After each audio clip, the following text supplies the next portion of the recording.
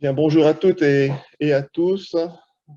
S'il y a des problèmes d'audition, vous n'hésitez pas à me faire signe de la main. Hubert Thoré de l'équipe SEDIR du diocèse de Créteil.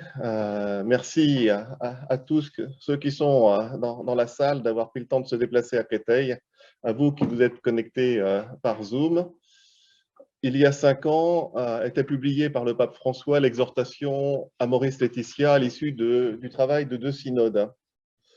Et en introduction de ce temps avec Anne-Catherine Sabas, qui n'est pas la personne qui est identifiée Fontenay-sous-Bois-Doyenné, donc en introduction de ce temps avec Anne-Catherine Sabas, je voudrais juste en citer 2 courts extraits.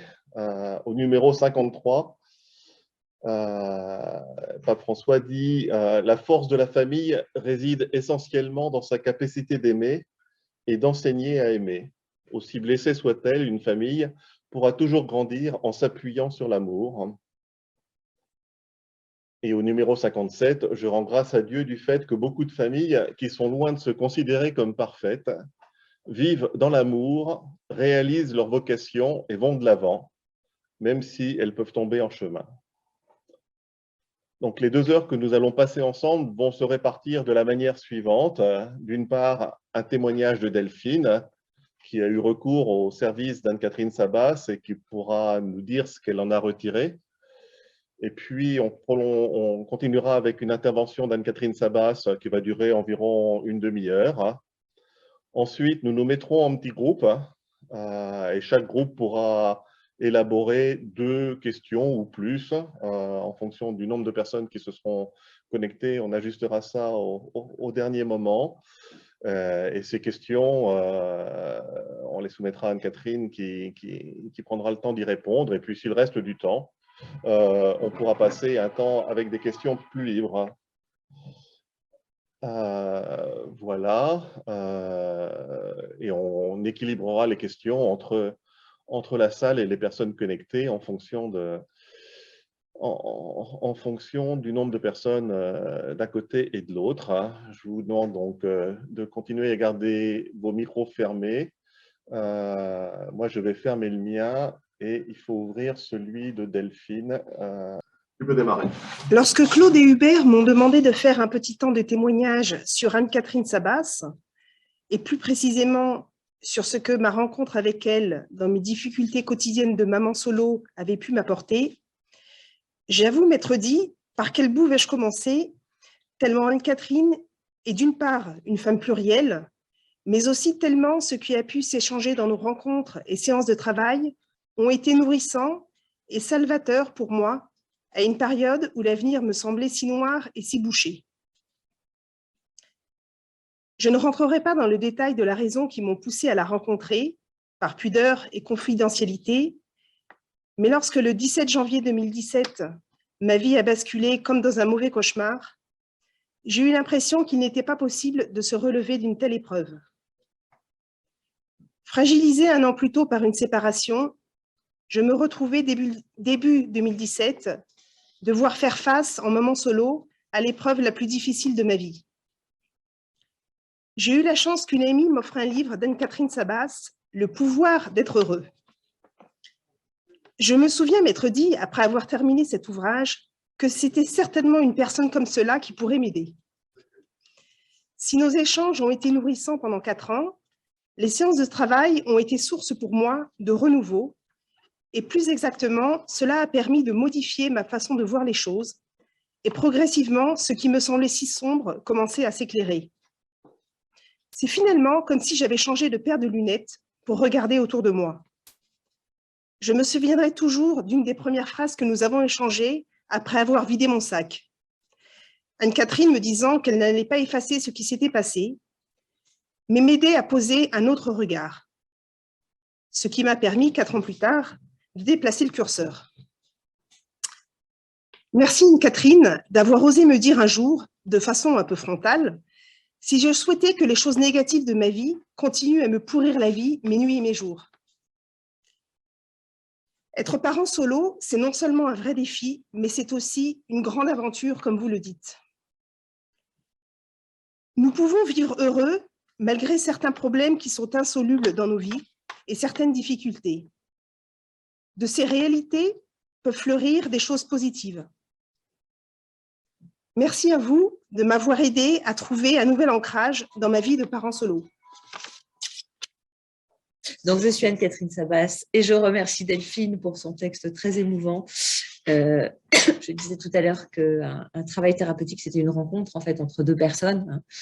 Et la réussite de cette rencontre dépend évidemment aussi des affinités et de la manière dont les personnes vont pouvoir se comprendre, et puis de la volonté aussi de la personne qui vient consulter, de se remettre en question et de d'oser poser ses bagages, parce que c'est ça qu'on vient faire dans une séance de thérapie. Donc, merci à l'équipe Se Dire pour cette invitation et pour l'occasion que j'ai de partager certaines choses avec vous. J'aime beaucoup ce nom, Se Dire, parce que dans tous mes livres, je dis que ce qui est important finalement, quelle que soit l'épreuve ou quelle que soit la difficulté du chemin que nous devons passer, il est important de pouvoir se le dire et de pouvoir le dire aux autres. Et c'est ce qui se passe évidemment dans les familles. Tant qu'on peut se dire, on peut guérir, on peut s'apaiser, on peut réconcilier, on peut se pardonner. Et ça passe évidemment par la parole. C'est d'ailleurs une des grandes parties de mon livre dont je parlerai tout à l'heure.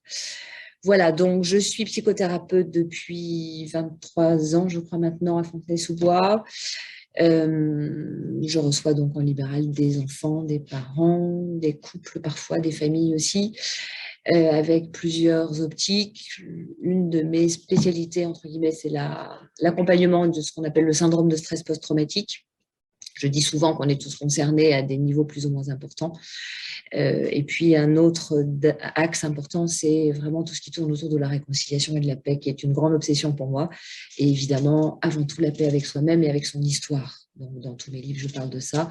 Et dans l'aventure de la famille monoparentale, ça tient évidemment une grande place. Alors, je vais en parler puisque c'est le thème d'aujourd'hui. Quand j'ai préfacé, je vais commencer par là, préfacé le livre d'une de mes amies, il y a des années, elle m'a dit, tu sais, mon éditeur, ça serait bien que tu publies quelque chose chez lui. Et finalement, son éditeur m'a appelé un jour en me disant, ça serait bien qu'on se rencontre. Et nous avons parlé un petit peu et je lui ai dit, entre autres, que j'étais concernée par la monoparentalité, ce qui ne me laissait pas beaucoup de temps pour beaucoup d'autres choses. Et il m'a demandé d'écrire un livre là-dessus. J'ai d'abord dit non, en me disant, la monoparentalité, c'est bon, je ne vais pas en plus écrire dessus. Et puis le lendemain, je me suis réveillée en me disant, mais évidemment, si moi je ne l'écris pas, qui va l'écrire? Et donc, je m'y suis mise et j'ai apporté quelques mois plus tard 600 pages à mon éditeur qui m'a dit c'est un peu trop. Donc, j'ai réduit et ça a donné un livre de 396 ou quelque chose comme ça. Donc, je vais vous parler de ce livre parce que ça me semble être un peu le résumé des questions, en tout cas, c'est le résumé que j'ai choisi moi, des questions qu'on peut se poser en étant évidemment parent solo.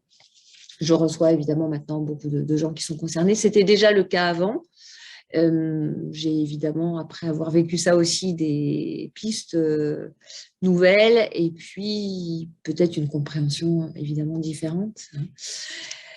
La première chose que je voudrais rappeler et qui a déjà été dite, ce que Hubert a partagé avec nous, c'est, je pense que la quintessence de tout ce que je vais dire, c'est que finalement la famille c'est le lieu de l'amour et c'est ça le plus important. Et qu'on soit monoparental ou pas, il faut revenir, c'est la clé. Je pense que c'est important de le rappeler. De nos jours, on a, j'ai plus les chiffres exactement parce qu'ils évoluent malheureusement vite et pas dans le bon sens. On a de plus en plus de familles monoparentales, de tout style d'ailleurs. On a les papas seuls, on a les mamans seules, on a même des adoptants seuls, on a des familles recomposées de toutes les formes possibles. Et on a surtout tout un tas de cas de figure qui ne ressemblent pas à l'image. C'est une grande question. L'image qu'on se fait, peut-être quand on est enfant, on se dit je me marierai, j'aurai des enfants, j'aurai une belle maison, tout ira bien, on s'aimera, et ça sera tranquille. Et le premier écueil, évidemment, quand on est confronté à un moment donné à la monoparentalité, c'est de réussir à combler en fait ce fossé qu'il y a entre cet idéal qu'on avait et qui à un moment donné n'a pas pu être tenu.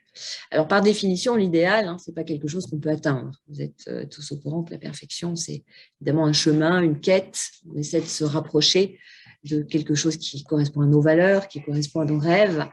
Et par définition, c'est un peu comme l'horizon, on ne l'atteindra jamais. Et on doit apprendre à vivre avec ça, à continuer à s'aimer avec ça, et puis à continuer à aimer les autres aussi, et en particulier ceux avec qui on vit.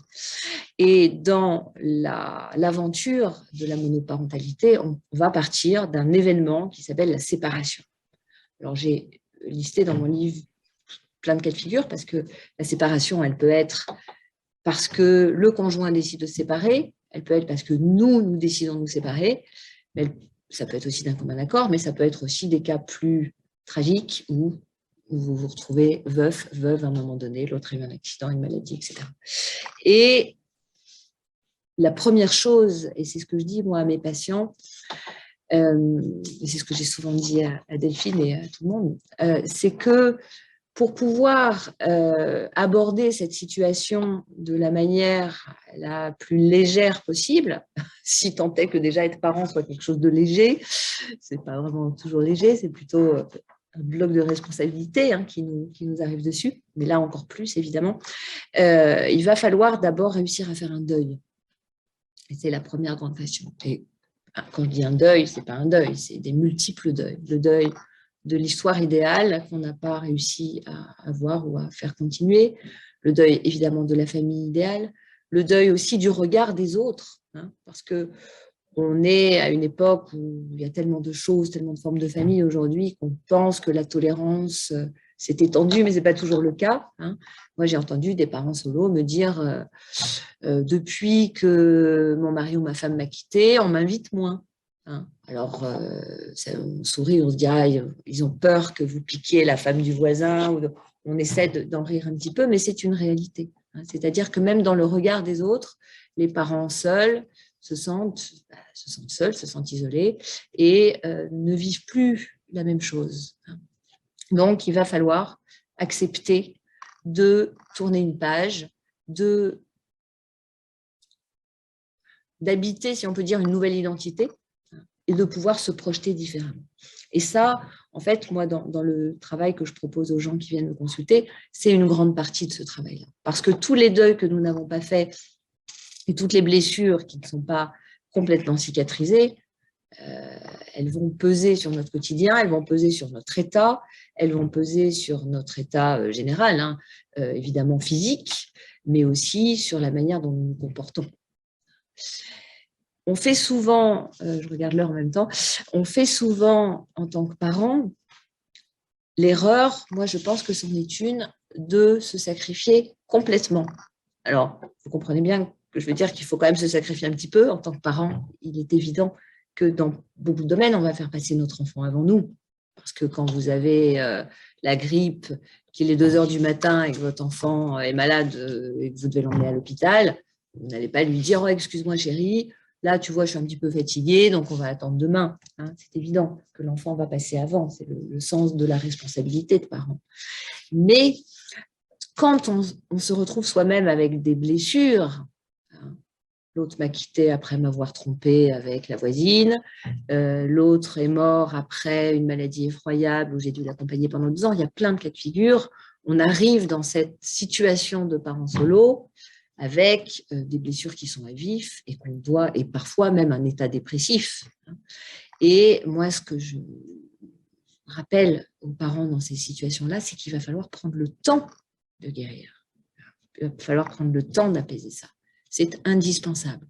Il m'est arrivé de recevoir des enfants qui m'étaient envoyés parce que le parent se dit « Oh là là, je viens de me séparer de la maman de ma fille le vit très mal, il faut absolument qu'elle aille consulter. » Et moi, quand je vois arriver le papa et sa fille, je leur dis que, alors ce n'est pas toujours le cas, mais ça m'est arrivé régulièrement de dire « Votre fille, pour l'instant, elle ne va pas si mal que ça.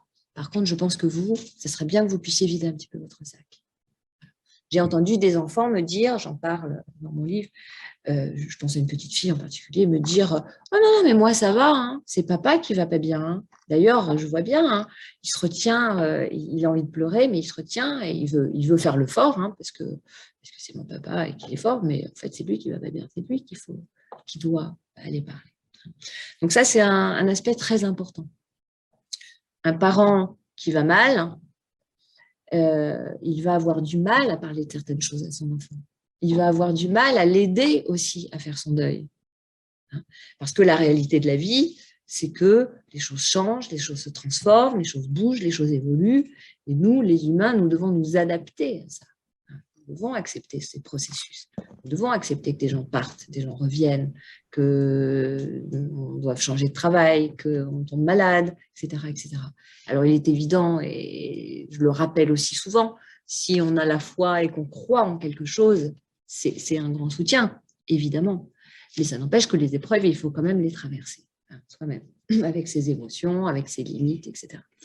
Et tous ces deuils non faits vont évidemment nous empêcher d'aider nos enfants à les faire.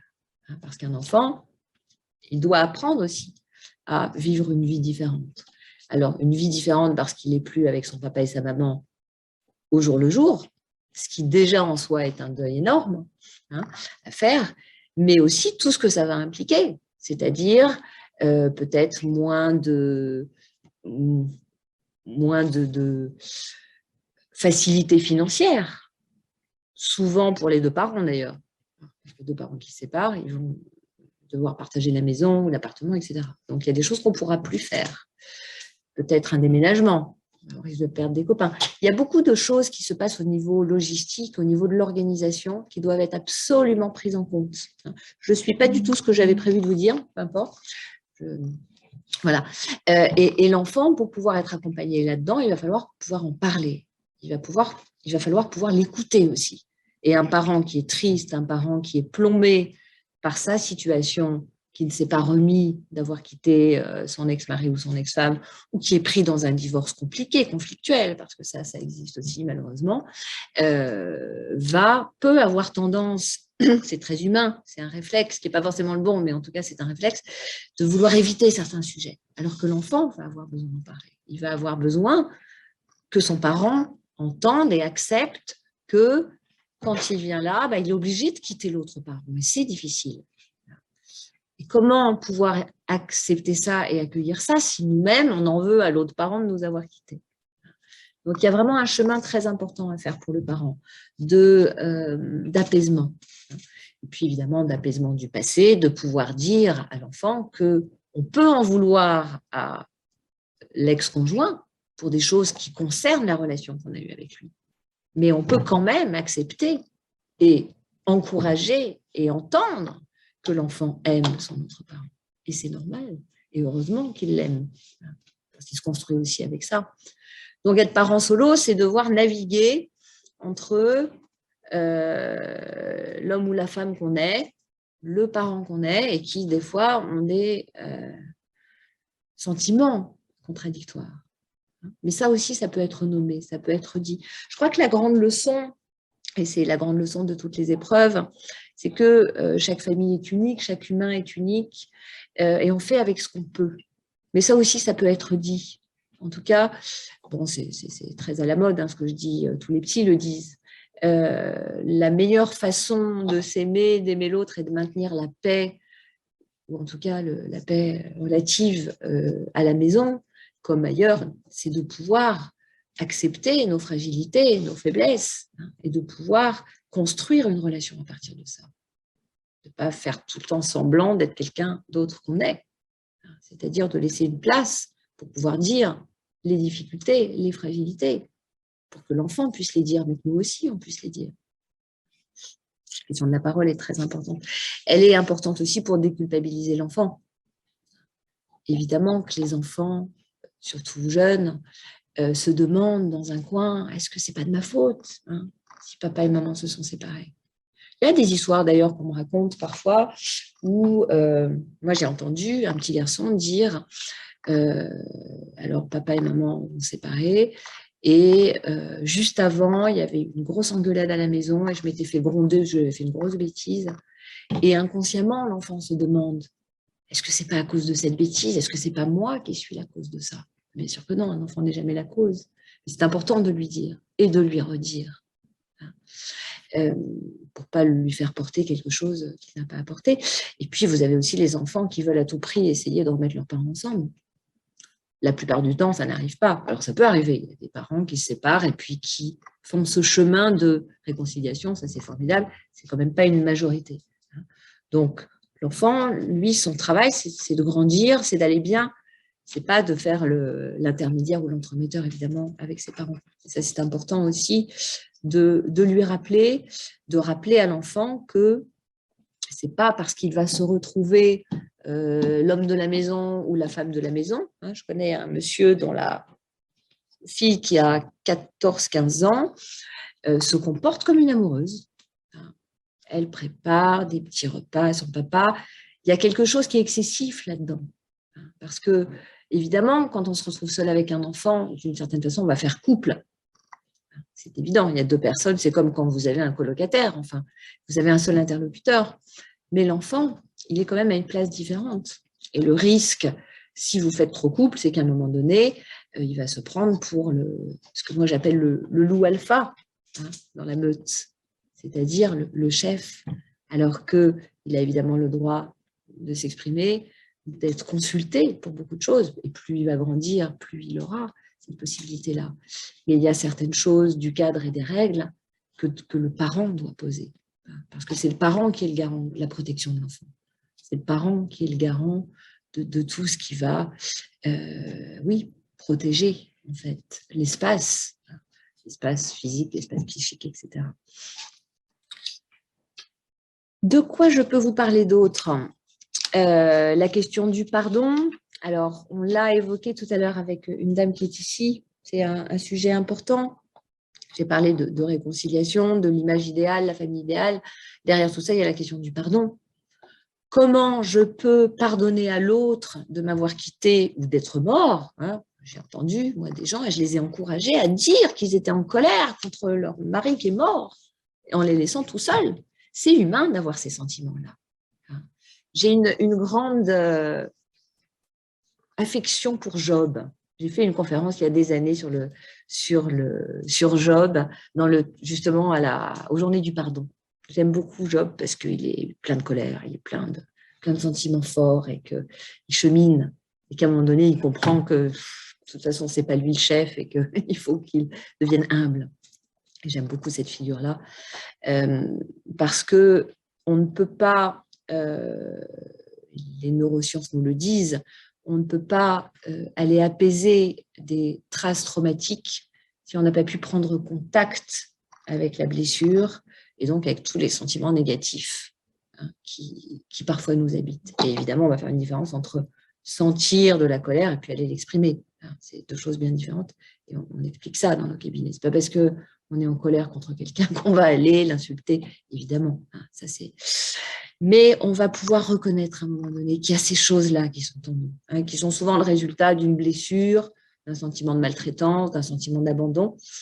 Et à mesure qu'on va accueillir ça avec amour et avec bienveillance envers soi-même, comme par hasard, ça va se dissoudre. C'est la force du pardon, c'est la force de l'amour.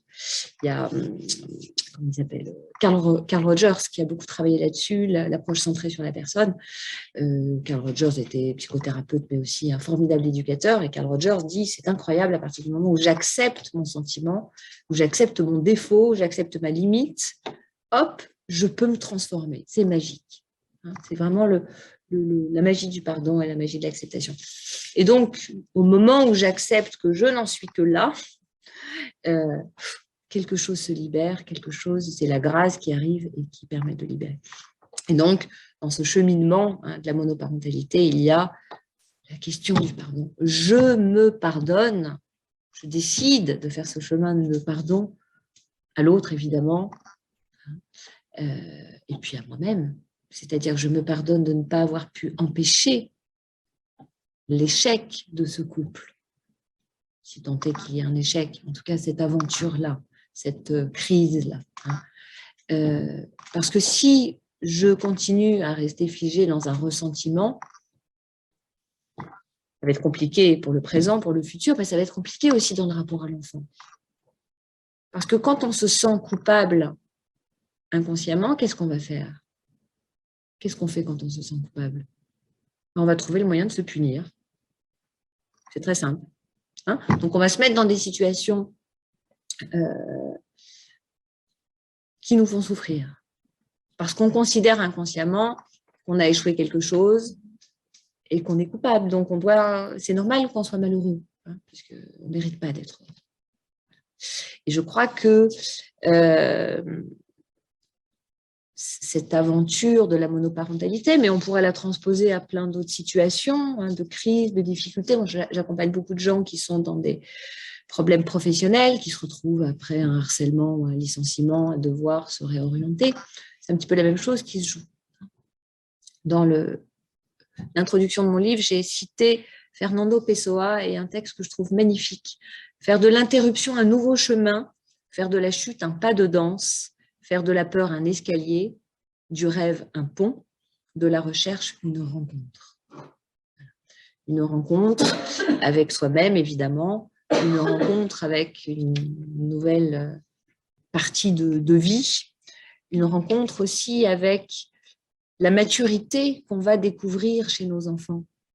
Parce qu'un enfant qui, à un moment donné, est confronté à des épreuves, parce que c'en est une aussi, va comprendre le monde différemment, va devoir souvent grandir différemment, va mûrir différemment, va apprendre peut-être à compter un peu plus sur lui, à partager plus de choses avec ses parents aussi, parce qu'il va être mis forcément dans une place qui est un peu différente. J'ai recensé à la fin de mon livre tous les avantages qu'il y avait à être enfant de parents séparés, parce qu'il y en a. Et d'ailleurs, j'entends des enfants qui me disent « c'est super, maintenant j'ai 2 maisons, c'est super. Avant, mes parents, au début, ils s'adoraient, ils n'avaient jamais de temps pour moi.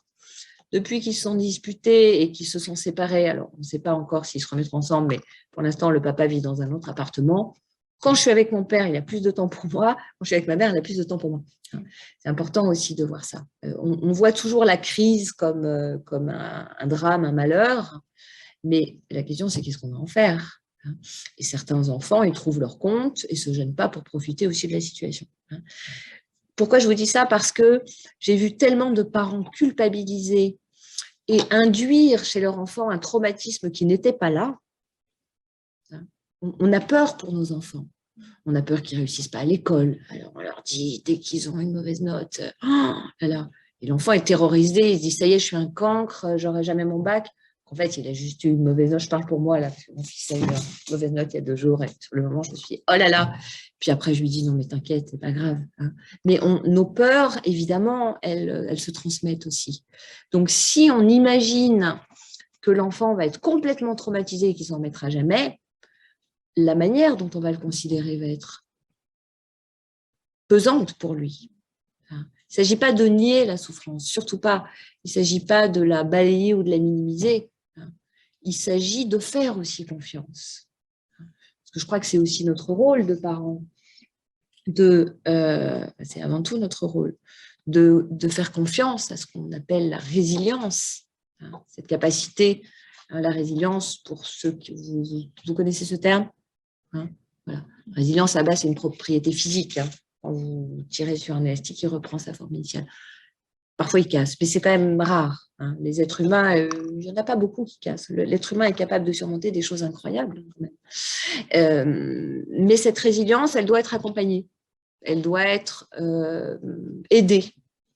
Et le parent, l'adulte, mais aussi le professionnel, les copains avec qui les enfants peuvent parler, le psy, parce que les psys sont là pour ça, vont aider l'enfant à tisser, finalement, on parle de tisser en résilience, tisser une nouvelle manière d'être au monde, et pas que, des nouveaux objectifs. On avait un rêve, finalement ce rêve s'écroule, il va falloir avoir d'autres rêves, et ça c'est très important. C'est peut-être une des clés aussi. La vie ne s'arrête pas après une séparation. La vie ne s'arrête pas après n'importe quelle crise. La vie ne s'arrête pas après une maladie, une jambe cassée, un déménagement, un licenciement. Il y a un nouveau chemin qu'il va falloir construire. Et on va le construire avec l'enfant. Et c'est important qu'il y ait encore des projets qui puissent se projeter dans quelque chose. hein, parce que se projeter dans quelque chose, c'est la meilleure façon pour canaliser son énergie et ne pas tourner en rond comme Delphine. Je me souviens plus, moi, de tout ce que j'ai dit à Delphine. C'est vrai que parfois, je secoue un petit peu les gens, et parfois, je me secoue aussi. C'est vrai, on a toujours la solution, hein, d'écouter notre blessure pendant des années. On peut. Hein, nos blessures, elles ne demandent que ça. Hein. Et puis, on a la solution de dire, OK, elle est là, je vais en prendre soin, mais il n'y a pas que ça. Il y a un avenir à construire, il y a un espoir à retrouver. Il y a tout ce que je vais construire au jour le jour d'une nouvelle façon et accepter cette aventure-là, accepter l'inconnu. Parce que finalement, l'aventure humaine, l'aventure de toutes les relations et l'aventure de la parentalité en particulier, puisque vous allez découvrir au fil du temps un être humain qui grandit, qui devient qui il est, mais vous ne savez pas qui il va être. Hein. Nos enfants, ce n'est pas des parties de nous, c'est des êtres différents qui deviennent des choses parfois surprenantes. Et donc, c'est accepter aussi cet inconnu et accepter aussi d'avoir confiance en nous. Avoir confiance en le fait que si on essaie de faire de notre mieux avec nos fragilités et nos faiblesses, qui montrent aussi à l'enfant qu'il a le droit d'être imparfait. J'ai eu une jeune patiente il y a des années, elle avait à l'époque 11-12 ans, qui a fait pipi au lit très tard. Et cette jeune patiente, elle avait une maman qui était parfaite. Et quand je dis parfaite, c'était la maman parfaite. Mère de 3 enfants, elle avait un travail, elle travaillait 4 jours sur 5, un job qui lui plaisait beaucoup. Elle avait le temps et elle avait surtout l'énergie le mercredi d'amener le grand au judo, la petite au solfège, celle du milieu à la danse. Le lundi, il y avait caté, le mardi, il y avait piscine, etc. etc. Le week-end, il partait dans la maison de campagne. Bon. Et elle tenait tout ça. Bon. Et puis, son mari la quittait. Et alors, à l'époque, avant que son mari la quitte, la jeune fille, la petite fille, elle est venue me voir parce qu'elle était elle était hypersensible et il y avait ces problèmes d'énurésie. Et ce qui a émergé petit à petit, c'est qu'en fait, en tant que petite fille, elle était complètement... elle avait le vertige parce que jamais elle n'arriverait à la cheville de sa mère. Ah oui, sa mère, elle était tellement parfaite. Jamais un coup de blouse, jamais un mot au-dessus de l'autre.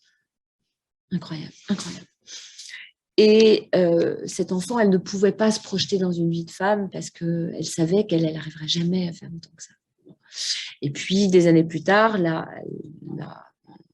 maman s'est fait quitter par son mari et on l'a retrouvée le soir à picoler du vin rosé dans la cave. Voilà. Et la jeune fille qui était majeure depuis est revenue me voir. Là, le problème était différent. Et elle a fini par me dire à un moment donné que ce serait bien quand même qu'il y ait un juste milieu entre la mère trop parfaite et la mère qui était complètement dépressive. Et c'est ce qui s'est passé. La maman a fini par guérir, enfin par aller mieux et à retrouver un sens à sa vie et à se projeter dans quelque chose. Et puis surtout arrêter de boire, parce que c'était quand même un gros problème. Cet enfant, qui est toujours quelqu'un d'hypersensible, mais ça, on l'est ou on ne l'est pas, elle a compris après cette épreuve, je parle de la deuxième, que à force de vouloir être trop parfait, le jour où ça craque très très fort. Et c'est souvent ce qui se passe. Moi, j'ai vu des enfants me dire j'ai peur de devenir un adulte parce que j'arriverai jamais à être à la hauteur de tout ça. D'autres me dire, je pense à un jeune garçon, oh, moi, de toute façon, je fais comme mon père. De temps en temps, il en a marre, il a une petite crise de larmes, ça dure 2 minutes depuis que maman est partie. En plus, divorce très compliqué, gros conflit, c'était très, très compliqué. Et donc, je me purge un peu et après, ça va mieux. Et en fait, cet enfant, ce qu'il disait simplement, c'est qu'il avait compris que dans la vie, il y avait des hauts et des bas. Dans la vie, il y avait des moments où on était triste, où on était découragé, où on était en colère, où on était juste humain, en fait. Et que si on pouvait accepter ça paisiblement sans dramatiser, ça allait passer plus vite. Et finalement, ça nous donnait aussi le droit, nous, de faire avec ce qu'on était et de pouvoir aimer ça sans s'en vouloir. Parce que quand on commence à s'en vouloir de souffrir, on retarde la guérison.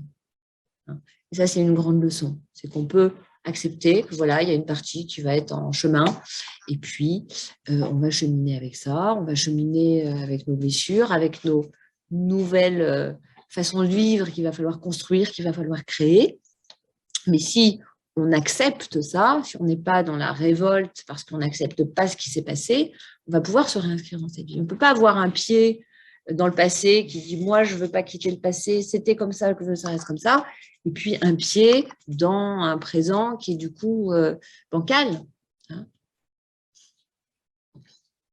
Je regarde l'heure. Oui. Facilement 10 minutes. Allez, encore 10 minutes. On se dit c'est 15 minutes. Ok. Je vais vous parler, oui, de l'inconscient familial. Se dire, que taire. On est reliés. On est reliés. La physique quantique nous dit aujourd'hui qu'à partir du moment où deux particules ont été en contact, elles continuent à influer l'une sur l'autre. C'est formidable. Ça veut dire que toutes les rencontres que nous faisons vont nous marquer, en fait. Et alors, évidemment, plus elles nous marquent positivement, plus ça va nous faire grandir. Et dans la communauté qui est la famille, il est évident que tout l'amour qu'on partage nous aide à grandir et nous aide à mûrir. Et toutes les blessures aussi communiquent. Hein. C'est formidable parce que quand, dans une famille, vous en avez un qui digère son histoire, qui digère son passé, qui accepte d'être en paix, qui accepte de se dire, bon, bah maintenant, la nouvelle façon de vivre, c'est ça, ça va aussi contaminer les autres. Ça va contaminer l'ex-conjoint avec qui on n'a plus de rapport.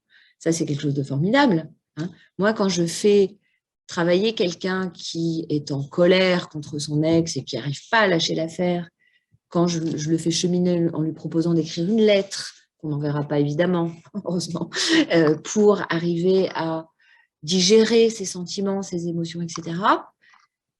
Qu'est-ce qui se passe après? Souvent, il se passe que l'ex est beaucoup plus sympa. Forcément, il y a quelque chose qu'on a lâché. Donc, ce qui émane de nous est différent. Hein. Donc, ça va amener la paix. Et avec les enfants, c'est pareil. Hein. Je fais le chemin de pardonner à mon histoire, pardonner à ma vie, pardonner à mon ex. Il y a quelque chose qui s'apaise, en fait, dans la relation à l'enfant. L'enfant entend beaucoup de choses. L'enfant sait beaucoup de choses. L'enfant comprend des choses. Je pourrais vous raconter des histoires qui sont incroyables d'enfants qui savent des choses qu'on ne leur a pas dit. C'est toute l'histoire des secrets de famille. Hein. Des enfants qui nous avouent des choses. J'ai vu un enfant un jour arriver en disant « Papa est amoureux de Valérie ». Valérie, c'était la voisine. C'est embêtant. Hein. L'enfant, il avait capté un truc. Donc, nos enfants nous sentent et nos enfants savent. Et si nous croyons en la vie et croyons en notre capacité à surmonter les épreuves, nous allons transmettre ça. Et nos mots ne suffisent pas. Si je suis au 36e dessous et que je dis « si, tout va bien, je vais bien », l'enfant, il sent bien que ce n'est pas vrai. Il ne faut pas les prendre pour des imbéciles, nos enfants. Ils sentent beaucoup de choses. Ce qui ne s'exprime pas s'imprime. Donc, dire, raconter, parler, et parler aussi aux autres. C'est pour ça que votre groupe de parole est formidable. Moi, je conseille aux parents seuls de surtout pas s'isoler. Je le dis, je ne sais pas, 5-6 fois dans mon livre. Et je me le suis dit à moi-même, surtout. Parce que ne pas s'isoler déjà pour les histoires d'organisation. Quand j'ai un patient qui m'appelle ou une patiente, je pense à une dame en particulier, qui a 2 enfants. Catherine, je suis désolée, je ne vais pas pouvoir venir. Ma voiture est en panne, je dois emmener Alexandra à tel endroit pendant que j'emmène Dimitri à tel endroit. C'est pas possible. Comment vous faites? Il y a de quoi devenir dingue parfois. Donc ça, il faut vraiment le prendre en compte aussi. Pouvoir se faire aider, pouvoir se faire accompagner, pouvoir avoir, si on n'a pas une grande famille, un voisin, une voisine, des copains, des copines dans le coin à qui on peut dire au pied levé, excuse-moi, il faut absolument que j'aille passer une radio de la cheville, là. Est-ce que tu peux me garder, Sophie? Choupi et Choupinette, je les appelle comme ça dans mon livre, Choupi et Choupinette. Voilà. Et puis, pouvoir échanger, pouvoir partager, hein, pouvoir pas se retrouver le parent seul qui doit tout gérer tout le temps, évidemment. Ça, c'est vraiment compliqué. Qu'est-ce que je peux vous raconter d'autre? Le parent absent, combler le vide, quelques mots. C'est des notes que j'avais prises un petit peu en vrac là, puisqu'il est question de la parole, qu'est-ce qu'on dit, qu'est-ce qu'on ne dit pas. Il y a... c'est très subtil ça, et c'est vraiment au cas par cas. Il y a tellement de cas de figure. Il y a parfois des parents qui se sont comportés vraiment mal, et parfois vraiment mal pénalement, hein, légalement. Et on m'a souvent demandé qu'est-ce qu'on fait, qu'est-ce qu'on dit, qu'est-ce qu'on ne dit pas. Alors, il y a des choses qui ne regardent pas les enfants, et en particulier ce qui s'est passé dans le couple. En détail, ne regarde pas les enfants. Mais par rapport à l'idéal et l'image qu'un enfant doit avoir de son père et de sa mère pour se construire, parce qu'il faut qu'il se construise avec des images, il va quand même falloir qu'il sache certaines choses. Et protéger l'autre au point de ne pas mettre en garde l'enfant si vous avez affaire à un ex-conjoint qui est malhonnête, par exemple, ou qui est pas digne de confiance, c'est pas forcément rendre service à l'enfant. Parce que l'enfant va devoir se construire avec les parents qu'il a. Il ne s'agit pas de jugement. On n'est pas là pour juger. Enfin, on n'a pas le pouvoir de juger. On a le pouvoir de dire attention. Hein, cette personne-là, tu peux compter sur elle pour telle chose, mais là, fais attention parce qu'un peu moins. Hein, de la même façon qu'on dirait, bah oui, tu peux te poser sur cette chaise, par contre, sur un roseau, tu risques de tomber. Ce n'est pas pour autant que le roseau a moins de valeur que le chêne. Hein, mais voilà. L'enfant doit apprendre à grandir avec une image assez proche de la réalité. Il sait que sur son père, il va pouvoir compter pour telle ou telle chose, ou pas. Et puis, il sait que sur sa mère, il va pouvoir compter sur telle chose ou pas. On me demande souvent aussi, par rapport à l'éducation, quand il y a deux familles, eh ben, il y a souvent deux modes d'éducation. Chez le père, on a le droit de jouer aux jeux vidéo jusqu'à pas d'heure, et chez la mère, on n'a pas le droit. C'est une caricature, mais il y a souvent un peu de ça quand même dans la réalité. On peut dire aux enfants que c'est normal. On est tous différents. Il y a des règles qui ne sont pas forcément tout à fait les mêmes chez le père, chez la mère, chez la grand-mère, chez le grand-père, chez le parent, à l'école, etc., etc. Françoise Dolto disait, la psychanalyste disait que bon, l'éducation, c'est quand même quelque chose d'un peu personnel, mais qu'il y a trois choses sur lesquelles on ne transige pas. On ne peut pas se faire du mal à soi, on ne peut pas faire du mal à l'autre, et on ne peut pas faire du mal aux affaires des autres. Et finalement, quand on regarde les commandements et quand on regarde les lois, on parle à chaque fois de la même chose.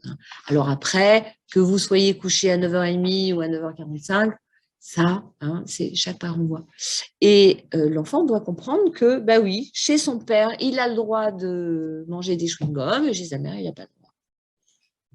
Et il va devoir se construire dans un monde où il y aura des règles différentes. Hein. Il y a des choses qu'on a le droit de faire avec le prof de maths, et il y a des choses qu'on n'a pas le droit de faire avec le prof d'histoire. Il y a des choses qu'on peut faire dans tel pays et pas dans d'autres. Hein. Donc, l'enfant doit apprendre à s'adapter, et nous, notre rôle d'adulte, notre rôle d'éducateur, c'est de l'aider évidemment à s'adapter, à respecter les règles, savoir jusqu'où et comment on les respecte. Et puis, à tolérer la frustration, parce que c'est ça finalement. Pourquoi c'est compliqué parfois de respecter certaines règles? Parce que si j'ai absolument là maintenant envie de manger un chewing-gum, vous n'allez pas bien m'entendre.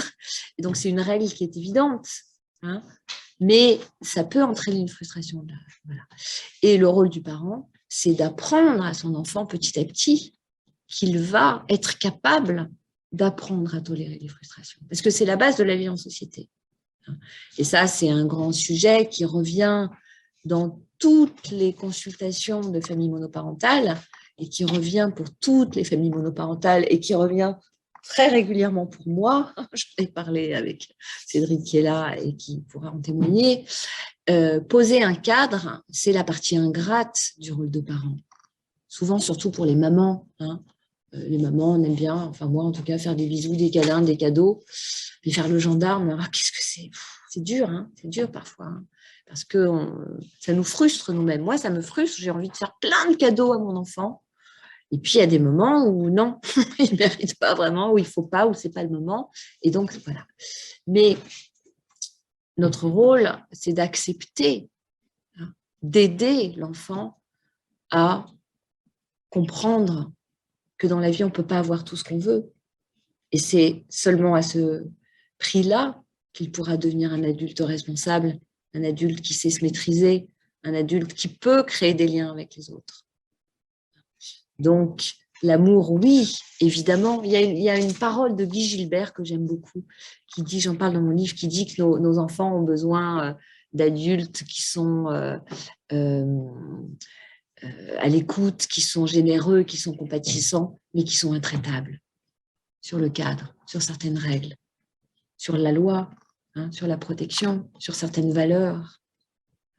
Et évidemment, en tant que parent seul, quand vous avez une journée de travail et que vous avez le repas à préparer, le ménage à faire, les devoirs à corriger, votre réunion du lendemain qui n'est pas tout à fait bouclée et que vous savez que vous allez la terminer à 2h du matin et qu'il faut en plus rappeler à vos enfants qu'il faut ranger ses chaussures, qu'il faut se laver les dents, vous pouvez à certains moments lâcher un peu sur certains trucs. Et ça va être aussi la chose compliquée, c'est qu'il va falloir savoir jusqu'où on peut lâcher et à quel moment on peut se faire aider. Et c'est pour ça que la communauté, les communautés, ça peut être évidemment la paroisse, ça peut être la famille, ça peut être les copains, les copines, les éducateurs, etc., jouent un rôle important. Donc vraiment ne pas s'isoler. Très, très important. Voilà. Je vais finir sur une petite citation, justement de Guy Gilbert, qui dit « Ne demandez pas à l'espérance de calculer quel avenir, de le chiffrer ou de le définir. L'espérance n'en sait rien et elle ne veut pas le savoir. La seule chose dont l'espérance est certaine, c'est qu'il y a un avenir. L'espérance ne peut qu'être fragile et incertaine, sinon elle cesse d'être espérance pour n'être plus qu'un slogan ou un argument électoral. La seule chose dont l'espérance est certaine, c'est qu'il y a un avenir. » Voilà. Je vous remercie de votre attention. Ben voilà, une première question dans la salle. Parlez fort pour être sûr que les personnes puissent entendre également à distance. Vous avez utilisé le mot illusion et celui d'idéal comme nécessaire pour construire et se construire. Est-ce que quand l'idéal fait souffrir, c'est une illusion? Je crois que c'est une grande question philosophique, oui. Et c'est certainement une grande question théosophique même, parce que l'idéal, c'est ce qu'on veut atteindre.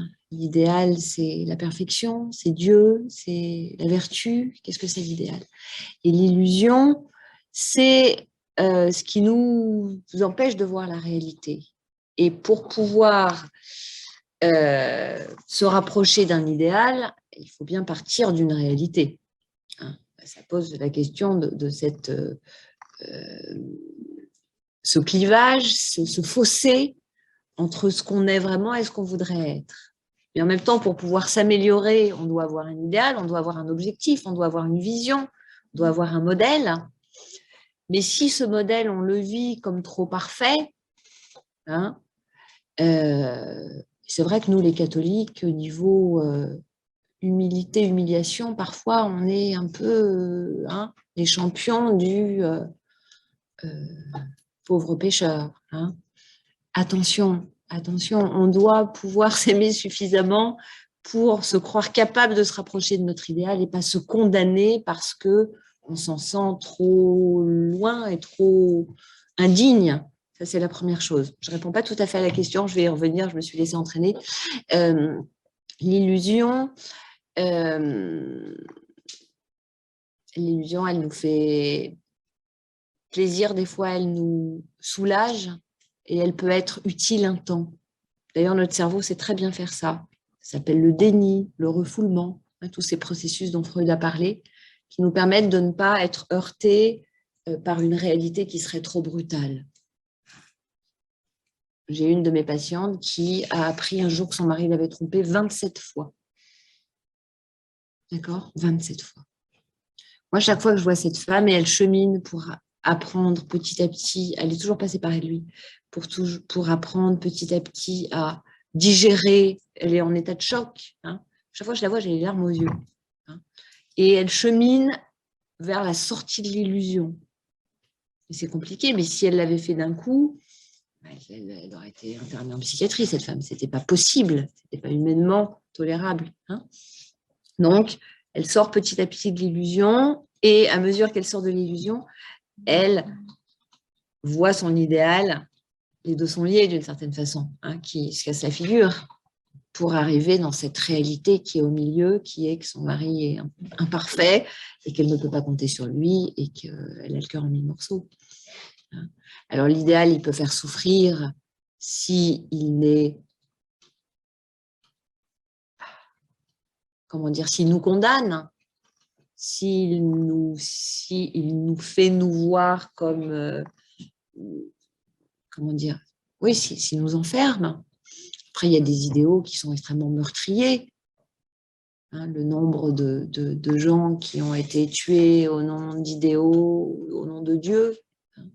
Ça, c'est des idéaux qui peuvent faire souffrir, évidemment, qui peuvent faire souffrir les autres. Puis parfois, nos idéaux peuvent faire souffrir les autres parce qu'on croit que les autres devraient penser comme ça ou devraient agir comme ça. Et là, on devient fanatique, on devient intolérant. Vous voyez la différence entre l'illusion et l'idéal. L'idéal, ça parle d'un chemin sur lequel on s'engage pour atteindre quelque chose qu'on juge être bien. Et là encore, attention à nos jugements. Hein. Et alors que l'illusion, c'est une façon d'interpréter la réalité. Alors les hindous vous diront que tout est maya, tout est illusion, et que bon, c'est encore un autre débat. Mais bon, la réalité, c'est que cette bouteille, elle est à peu près à moitié pleine et à moitié vide aussi d'ailleurs. Ça, c'est une réalité, il y a de l'eau dedans.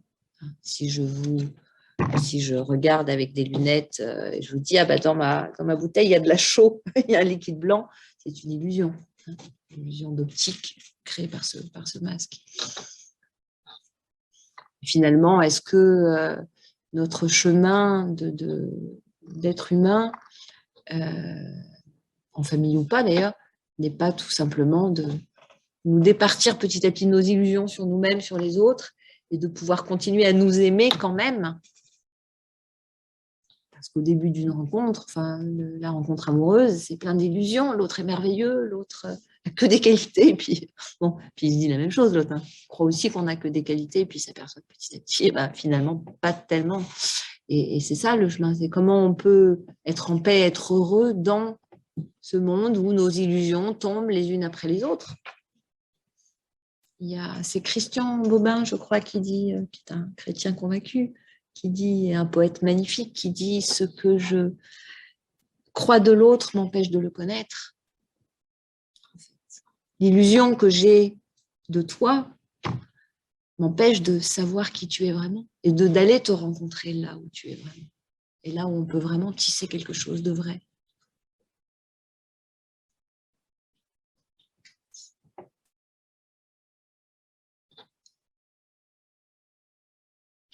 Une autre question dans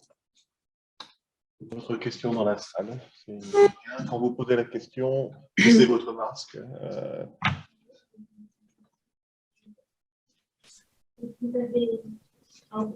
C'est peut-être une question plus qu'une affirmation. Il dit qu'il ne fallait pas faire semblant d'être ce qu'on n'est pas. Et donc, dans le groupe, on s'était interrogé sur le fait qu'effectivement, on pouvait laisser paraître aux enfants nos faiblesses et notre espoir. Et est-ce que ça ne dépend pas aussi de l'âge des enfants? Parce que on n'était pas tous d'accord.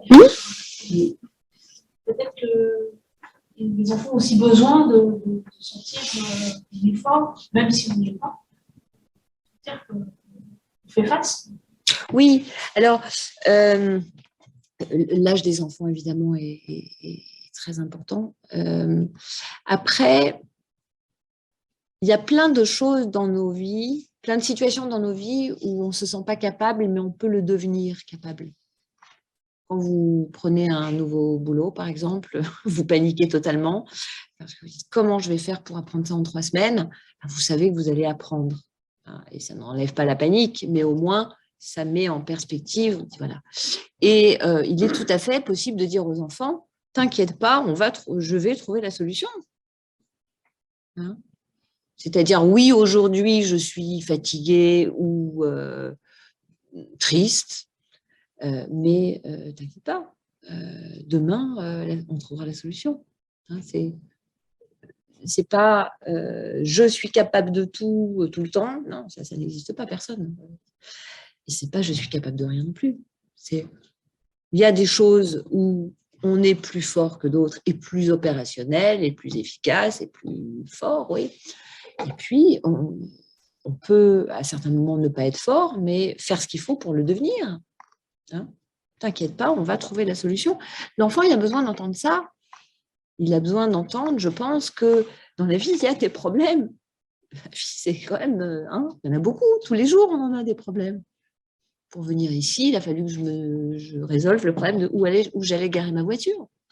Hein, c'est pas très grave, ça, évidemment, mais tous les jours, on a des choses à résoudre. Et souvent, on n'a pas la réponse tout de suite. Et c'est ça aussi qui est compliqué pour nous, parce qu'on voudrait tellement pouvoir nous épargner l'angoisse de ce temps-là, vous savez, entre la question et la réponse. Et les enfants, demandez aux enfants s'ils ne sont pas impatients que le Père Noël arrive. Mais c'est insupportable d'attendre jusqu'à Noël. Ils veulent maintenant. Non. Parfois, on a la question et la réponse, elle arrive longtemps après. Hein, mais on peut les rassurer, leur dire, t'inquiète, ça va aller. Hein, j'ai répondu à votre question? La question était plutôt dans le sens où quand on est monoparental, personne. Forcément, on est amené à faire semblant. Il y a forcément un moment où on est obligé de faire semblant parce qu'on n'arrive pas à... Sinon, l'équilibre familial... Alors, je vais... On est tout seul. Oui, tout à fait. C'est plus facile, quand il y en a un qui a un problème, de dire... Alors, là, on va parler de l'illusion et l'idéal. Malheureusement, ça arrive aussi dans les familles pas monoparentales. Hein. C'est-à-dire que, et ça c'est peut-être aussi une chose que j'aurais dû aborder, c'est qu'on s'imagine probablement que la famille monoparentale, c'est beaucoup plus difficile. Et alors sur certains plans, oui, ça l'est. Mais si vous saviez ce que j'entends de couples, d'adultes ou d'enfants qui vivent l'enfer à la maison, qui s'engueulent, excusez-moi le mot, qui ne peuvent pas compter l'un sur l'autre, qui ne sont pas d'accord pour l'éducation des enfants, qui se disputent, qui font chambre à part, et il faut cacher ses larmes devant les enfants, et il faut se taire quand on se dispute. Enfin, c'est compliqué aussi. Donc, ce que je veux dire, c'est que dans toutes les familles, à certains moments, on fait semblant. Hein. Le parent solo, je pense que ce qu'il faut qu'il arrive à poser vraiment comme règle, c'est qu'il y a des moments où il a besoin d'être seul pour récupérer, pour recharger ses batteries. Voilà. Et ça, c'est important. Et puis, recharger ses batteries, ça peut être aller faire une sieste parce qu'il n'en peut plus. Mais l'enfant va devoir se construire avec ça aussi. De la façon qu'un enfant se construira s'il vit dans un foyer où de temps en temps il y a des disputes, ça arrive dans tous les foyers, hein, plus ou moins grave évidemment, il va se construire avec ça aussi. Et je pense que c'est une leçon importante pour nous, pour nos enfants, pour tout le monde, c'est que on peut passer des moments difficiles et pourtant la vie est belle, malgré ces moments difficiles. On peut survivre à ça.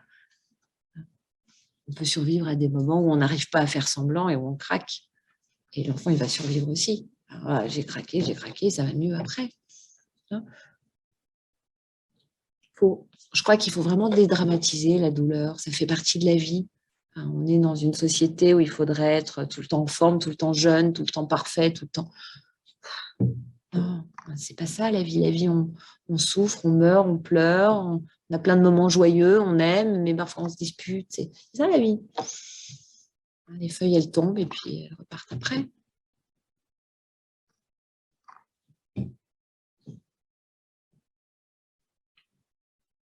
Mais on préfère l'été et le printemps que l'automne et l'hiver.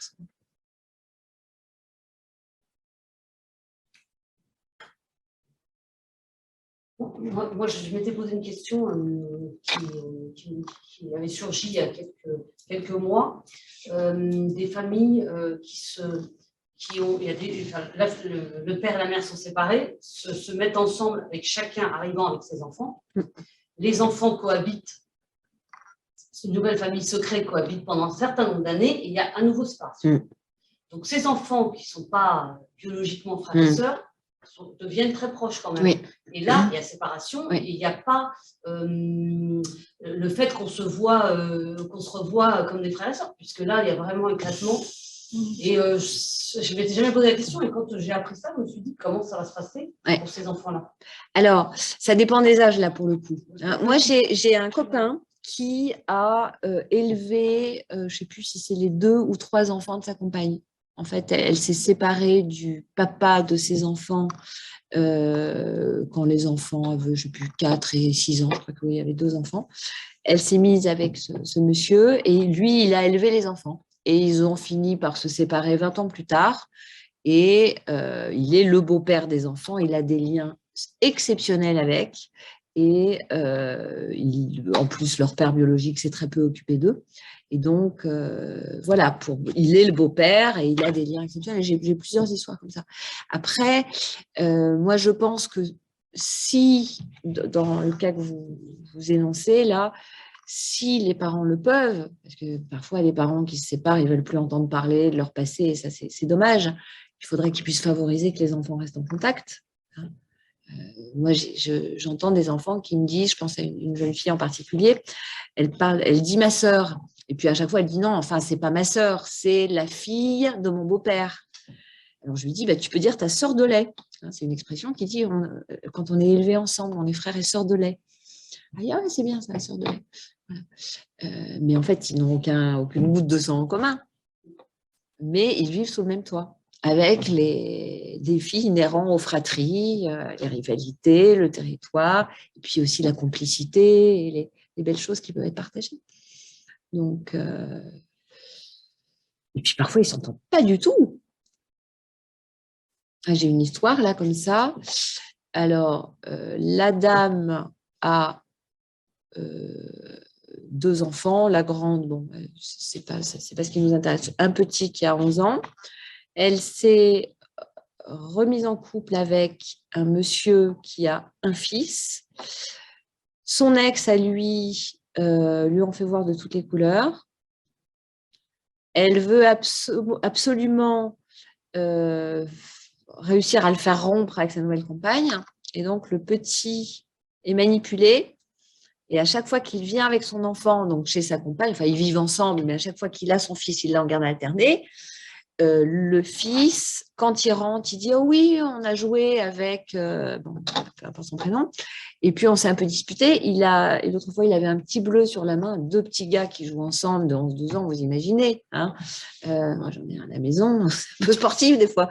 Et donc, la maman a accusé le fils de la compagne d'avoir violenté son fils. Voilà, c'est terrible. Et le garçon accusateur, qui est manipulé, qui ne se rend pas compte des répercussions, il a juste dit oui, oui, on s'est un petit peu battu, on s'est amusé, on a chahuté, il avait un bleu, ça y est. Et donc le papa a reçu un mail, le fils de ta compagne a violenté. Et donc eux, ils ont un peu de mal à s'entendre, parce que la mère, là, derrière, elle le monte en lui disant que cet enfant, il est violent. Moi, je le connais, le gamin, il n'est absolument pas violent. Enfin, ça arrive aussi que les enfants ne puissent pas s'entendre, c'est compliqué. J'ai eu à une époque un patient quelqu'un qui est venu me voir pendant 10 ans, 1 fois par semaine. Et sa compagne était en thérapie avec une de mes collègues. et qui est une amie en plus. Alors, on n'en parlait pas, mais on savait qu'elle était là-bas.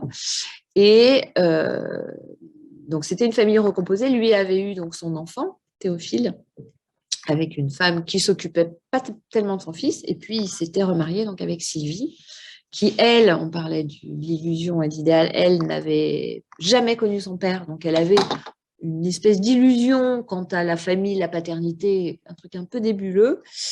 Et elle avait des idées donc très arrêtées sur ce qu'un père devait être. Forcément, elle n'avait pas de modèle. Et donc, mon patient, Emmanuel, il était aux prises avec sa nouvelle femme qui lui disait comment il devait être père alors qu'elle n'y connaissait pas grand-chose. L'enfant qui en voulait à sa belle-mère d'être présente, et ils avaient une relation exceptionnelle, un peu passionnelle, de temps en temps ça frottait un peu, mais très passionnelle, ils s'adoraient en fait. Mais lui, c'était compliqué parce qu'il s'en voulait de l'aimer plus que sa mère, enfin c'était très très compliqué. Et bon, ils ont fini par faire la paix avec tout ça. Et quand c'est donc son papa qui me racontait ça, l'enfant sur son téléphone, il avait la photo donc de son père, sa belle-mère et le chien, et il disait c'est ma famille. C'était sa famille, c'était pas sa mère, sa famille. C'est son père et sa belle-mère et son chien. Voilà. Alors elle n'avait pas d'autres enfants, donc il n'y avait pas ce problème-là. Mais ça a été compliqué la relation entre l'enfant et sa belle-mère, parce qu'ils s'aimaient trop. Et c'était compliqué, ils n'arrivaient pas à se positionner. Et moi, et oui, alors pourquoi je racontais ça? C'est parce que à un moment donné, l'enfant a décrété que bon, elle était tout le temps sur son dos, la belle-mère, il faut dire, elle était un peu trop carrée, et qu'il en avait marre, il a demandé à son père de choisir. Donc, il est arrivé en séance en disant, qu'est-ce que je fais? Je lui dis, bah, il faut que tu leur expliques, que tu expliques à ton fils, on se tutoyait, il faut que tu expliques à ton fils qu'il n'est pas question de choisir, que t'as pas, ton cœur, il n'est pas, on ne coupe pas l'amour comme un gâteau, hein. Si je te donne ça, il reste que ça pour le voisin. Non, on a un cœur pour chaque personne qu'on aime, en fait. Il a trouvé ça très joli. Donc, il a expliqué ça à son fils, qu'il avait un cœur pour Sylvie, un cœur pour lui, et que ça, de toute façon, ça serait le cas, et que c'était sa femme, et qu'il n'avait pas de droit de regard là-dessus, enfin, qu'il ne lui demandait pas son avis, en fait. Et je pense que l'enfant avait besoin de sentir que son père, il aimait cette femme, et que c'était solide, et qu'ils n'allaient pas se séparer dans 6 mois. Et ça l'a rassuré, et les choses sont rentrées dans l'ordre. Il y a plein de cas de figure différents, en fait.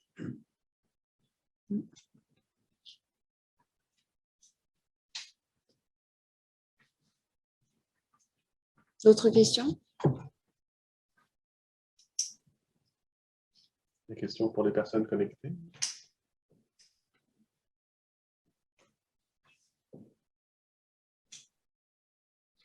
Il n'y en a pas connecté, mais donc à la salle. Allez-y, profitez-en.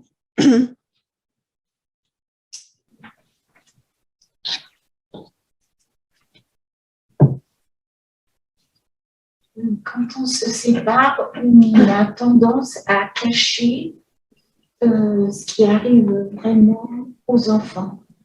Est-ce que c'est normal? C'est impossible de vous répondre. Il y a tellement de cas de figure.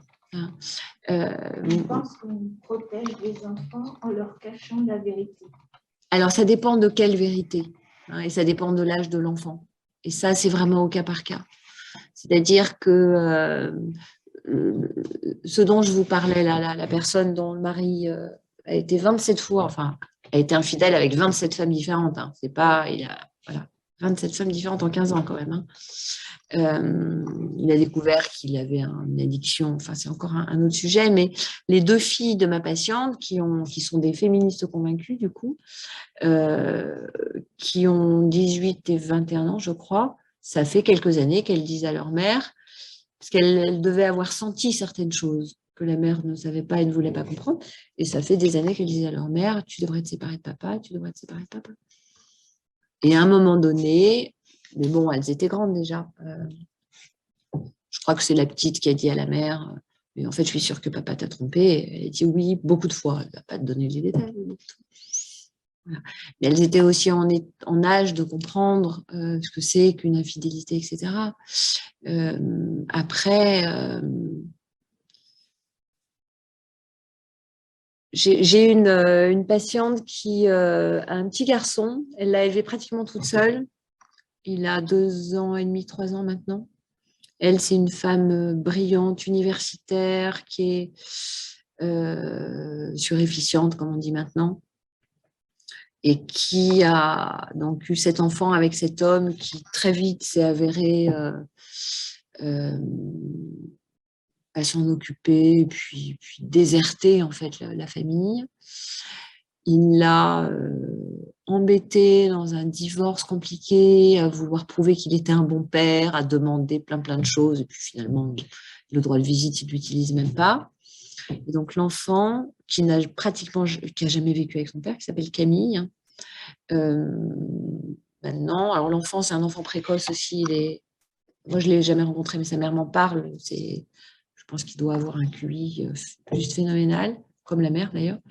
Et l'enfant appelle son père Camille, le père vient le voir de temps en temps. Et puis, Camille dit qu'il va venir et il ne vient pas. Camille dit qu'il va prendre l'enfant le week-end, mais au bout de 2 heures, il le ramène parce qu'il en a marre et que ça ne l'intéresse pas. Et donc, l'enfant avait quelques troubles. Il a eu des angoisses terribles parce qu'il se demandait s'il pouvait compter sur sa mère, du coup. Parce qu'en fait, sa confiance était trahie. Moi, j'ai encouragé la maman à dire à son fils, tu sais, Camille, des fois, il dit qu'il vient, mais il ne vient pas. Hein. Et du jour où elle a commencé à dire la vérité, c'est-à-dire à sortir de l'illusion, parce qu'elle voulait à tout prix protéger le père. Parce que l'image du père, elle est très importante, l'image du père. Mais l'image du père, ce n'est pas quelque chose qui doit être une illusion. Pour que cet enfant puisse rencontrer son père le peu de fois où il vient le voir tel qu'il est réellement, pour pouvoir créer un vrai lien, il faut qu'il arrête d'avoir le cœur en 1000 morceaux 10 fois par jour parce que son père a dit qu'il venait et on lui dit que oui, ton père il va venir alors qu'il ne vient pas. Parce qu'après, il risque d'en vouloir à sa mère aussi. De lui avoir fait croire que... Hein. Et donc, le discours qu'elle tient maintenant, c'est ton père, il t'aime, et c'est vrai, il l'aime. Il l'aime à sa façon. On a tous une façon d'aimer différente. Mais son père, dans son fonctionnement et dans son organisation, ça arrive souvent qu'il dise qu'il va faire des choses et il ne les fait pas. Et on ne juge pas, on constate. Hein. Comme ça, l'enfant sait que, bon, d'accord, son père va venir, mais il ne faut pas vendre la peau de l'ours avant de l'avoir tué. Parce que sinon, c'est des déceptions qui sont terribles. Moi, je me souviens, c'est une copine dont le fils Tom, il a été même déscolarisé, il a eu des gros troubles du comportement, ça a été très compliqué. Son père, alors je ne sais plus trop ce qui s'est passé entre le père et la mère, mais le père ne s'occupait jamais de son fils. Et chaque fois qu'il avait au téléphone, il lui disait « Oui, je vais t'acheter ton cadeau de Noël, de l'anniversaire. » Et ça faisait 1 an que le gamin, il attendait le cadeau. Et ce cadeau, c'était la seule preuve d'amour qu'il avait de son père. Donc, chaque fois qu'il raccrochait, et non, le père, c'était pire que ça. Le père lui disait, oui, je t'ai envoyé ton cadeau, ou je te l'envoie demain, ou je vais le faire. Et l'enfant, il allait 4 fois par jour à la boîte aux lettres. Et il piquait des colères, mais des trucs. Moi, ça fait partie des... Il a été une des 3 personnes que j'ai mis dehors de mon cabinet un jour, cet enfant. Je lui ai dit, tu sais, Tom, si tu veux mettre le bazar dans la salle d'attente et bousiller, et tout, ça ne va pas être possible parce qu'il y a des gens qui travaillent à côté et tu ne peux pas casser le matériel. Donc, on va s'arrêter là pour aujourd'hui et tu reviendras quand tu es calme. Il avait des colères, cet enfant. Il en voulait à son père, il en voulait à sa mère, il en voulait au monde entier. Parce que tout le monde était complice, c'est comme ça qu'il le vivait. Il disait, tout le monde, excusez-moi, tout le monde se fiche de moi. Je peux avoir confiance en personne, en fait. Tout le monde me dit que mon père va m'envoyer un cadeau et le cadeau, il n'arrive pas. Sur qui je peux m'appuyer? À qui je peux me fier? Personne, en fait. C'était intolérable. Hein. Et donc, c'est dans ce sens-là que je dis qu'il y a des deuils qu'on doit faire. Deuil de nos illusions. Parce qu'il vaut mieux se construire avec un tien, vaut mieux que 2, tu l'auras. C'est comme ça qu'on se construit dans la vie. On sait que telle chose, on peut compter dessus. Et puis, on apprend à faire avec, parce que chaque humain est différent. On a tous dû faire des deuils par rapport à nos parents. C'est un grand moment, d'ailleurs, des thérapies, ça. Quand on réalise, enfin, des thérapies ou notre chemin personnel, on n'a pas besoin d'aller voir un psy forcément, mais on réalise que, ah ben oui, notre père, en fait, il avait quand même un sacré paquet de défauts et notre mère aussi. Mais oui, et c'est ce qui nous donne le droit d'être humain, nous aussi. Hein. C'est comme ça qu'on peut vraiment rencontrer l'autre avec ce qu'il est.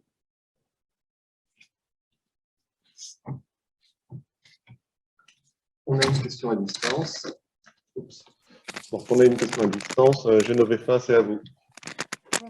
Juste revenir sur la culpabilité. Vous l'aviez évoqué tout à l'heure et en fait, c'est un sujet effectivement qui m'interpelle beaucoup. C'est comment sortir vraiment de cette culpabilité pour justement arriver à se redonner confiance et quelque part rester équilibré par rapport aux enfants et justement leur apporter le cadre en question. Alors, c'est bon. J'ai une réponse, c'est un thème que j'aborde très très souvent, ça qui me semble fondamental, la question de la culpabilité. On est tous, on se sent tous coupables de quelque chose, et parfois avec raison d'ailleurs. Il y a une différence d'ailleurs entre la culpabilité et le sentiment de culpabilité. C'est peut-être important de faire la différence. Si je décide de donner un coup de pied à mon voisin, je suis coupable de lui avoir donné. Et souvent, on a des sentiments de culpabilité qui sont injustifiés. Et on fait l'amalgame. On dit ah oui, je suis coupable ou j'ai. Non, on n'est pas coupable. On se sent coupable. C'est différent. Alors, pourquoi on se sent coupable? On se sent coupable parce que, et c'est un peu une de mes réponses fétiches, ça, on se sent coupable parce que finalement, c'est bien confortable de se sentir coupable. Vous allez voir où je veux en venir. Ça peut peut-être vous étonner ce que je dis là, mais vous allez voir où je veux en venir. Si je suis coupable d'avoir fait quelque chose ou de ne pas avoir fait quelque chose, c'est que j'avais le pouvoir de le faire. Si je ne suis pas coupable, ça veut dire que quelque chose d'autre ou quelqu'un d'autre est coupable ou responsable, et ça veut donc dire que je suis impuissante. Et ça, on n'aime pas. D'accord? Combien d'heures on passe à ressasser, et si j'avais fait ça, et si j'avais dit ça, et si j'avais pas fait ça, et si j'avais pas dit ça, et si j'avais fait autrement, et si j'ai entendu, même et si je m'étais teinte en blonde parce qu'il aimait les blondes. Mais non, mais faut pas. Moi, je ris souvent dans mon cabinet. Je dis, mais vous déconnez là. Je dis comme ça. Vous êtes sérieuse? Vous teindre en blonde pour sauver votre couple? Non. Alors, ça fait rire les gens. Et j'aime bien provoquer un petit peu pour les secouer, mais non, on n'est pas. Tout ne peut pas être sauvé dans la vie. Il y a des gens qui ont des maladies incurables, ils meurent. Et parfois, les miracles fonctionnent, parfois, ils ne fonctionnent pas. Il y a des couples qui essaient, qui font des thérapies de couple, qui prient, qui font plein de choses, et puis ils n'y arrivent pas parce qu'il y a un moment où leurs chemins se séparent. Pourquoi? J'en sais rien, moi. Je n'ai pas la réponse à ça. Mais souvent, les gens font tout ce qu'ils peuvent. Ils ont fait de leur mieux, comme on dit. La plupart du temps, on fait de notre mieux dans la vie. Quand on regarde nos histoires, ce qu'on appelle nos échecs, on a fait ce qu'on pouvait au moment où on le pouvait. Sinon, on aurait fait autrement. Il y a quand même peu de gens qui volontairement veulent échouer dans leur vie. Vous avez croisé des gens comme ça, vous? Moi, jamais. Moi, je décide aujourd'hui, je vais foirer ma vie, excusez-moi, mais non. Ça veut dire qu'on fait de notre mieux. Et pourtant, des fois, ça ne marche pas. Et ça, c'est intolérable. Ça veut dire qu'on est impuissant. Ça veut dire qu'on n'est pas tout puissant, qu'on n'a pas le pouvoir, quel que soit notre amour, quelle que soit notre volonté, quelle que soit notre foi, quelle que soit notre bienveillance, nos compétences, nos qualités, nos efforts, notre volonté, nos efforts. Et bien, pourtant, ça n'a pas marché. Et donc, moi, ce que j'encourage les gens à faire, c'est pour ça que je vous ai parlé beaucoup tout à l'heure des blessures, des douleurs, des traumatismes, parce que la clé, elle est là. C'est que si je peux accepter que j'ai fait tout ce que j'ai pu, mais que ça n'a pas suffi, ça n'a pas marché, ça n'a pas fonctionné, et que donc j'ai été impuissante à ce moment de ma vie, à changer quelque chose, à faire un miracle, à faire advenir que cette chose, la manière dont cette chose s'est passée se soit passée autrement, ça me rend triste. Et ça s'appelle un deuil. Voilà. Et on n'aime pas cette phase-là. D'ailleurs, les phases du deuil, pour ceux qui connaissent un petit peu, il y a une dame qui a théorisé là-dessus, c'est Elisabeth Kubler-Ross qui a travaillé dans les soins palliatifs. Et alors après, c'est une grille de lecture comme une autre, hein, mais on parle de 5 phases du deuil. Il y a d'abord la sidération. Hein. Ah, j'apprends que mon mari veut me quitter. Sidéré, je ne crois pas, c'est pas possible. C'est une erreur, c'est pas possible. Ensuite, il y a la négociation. J'essaie de négocier avec la réalité. Peut-être que si je discute avec lui, on va se rendre compte que non, mais en fait, que c'était une mauvaise idée, que ça n'arrivera pas. Je crois que je suis puissante, que je vais pouvoir changer la réalité. Après, il y a la colère. Ah, il veut vraiment me quitter, c'est pas possible, quel scrogneux. Et je suis en colère contre la vie, contre Dieu, contre l'autre, contre mes parents, contre le pape, contre je ne sais qui. Il faut trouver un responsable, en fait. C'est ça. L'être humain, il veut trouver un responsable parce qu'il veut changer les choses. Hein, il veut essayer de construire des choses dans sa vie, de posséder. Donc, il faut qu'il comprenne comment ça marche. On a un esprit comme ça, nous. Donc, si l'autre fait vraiment ce qu'il va faire et que je n'ai pas envie qu'il fasse, il faut que je trouve un responsable. Donc, je suis en colère. Hein. Et puis, à un moment donné, il y a cette bascule-là. Et c'est pour ça que j'aime bien le livre de Job, parce qu'il y a un moment où cette bascule, où il se rend compte qu'en fait, il est tout petit, en fait. Et que c'est Dieu qui est grand. C'est la vie, c'est le destin, on l'appelle comme on veut. Mais qu'il faut accepter. Et là, on se sent... Là, on fait le deuil. Là, on rentre vraiment dans le deuil. On est triste. On accepte et donc on lâche prise, comme on dit. On voit partir la chose. Et c'est valable pour quelqu'un qu'on aime et qui va mourir, pour une situation qu'on doit abandonner parce qu'elle n'est plus adaptée. Voilà. Et là, c'est la tristesse. Et c'est seulement quand on a passé cette phase de tristesse que, c'est ce que Elisabeth Kubler-Ross nous dit, que l'acceptation peut arriver. On a digéré. Il y a quelque chose qui s'est dissous. On a lâché prise. On a lâché. Voilà. Et donc, on se sent impuissant. Et la clé, elle est là. C'est d'accepter qu'à un moment donné, on est impuissant. Et si je continue à me dire que je suis coupable, et je me sens coupable, et je me sens coupable, et je me sens coupable, je ne peux pas faire le deuil. Parce que si je me sens coupable, je suis en colère contre moi, et donc je suis bloquée à la phase de colère. À la phase où je crois qu'en essayant d'être en colère, en réfléchissant, et si j'avais fait autrement, et si j'avais dit autrement, et si je faisais autrement, et si j'essayais d'en parler encore, etc., je vais changer quelque chose. Il y a des fois où on ne peut pas changer. Vous voyez ? Et donc, ce sentiment de culpabilité, il vient en quelque sorte masquer l'angoisse de l'impuissance. Il vient en quelque sorte nous empêcher d'accepter, de laisser partir.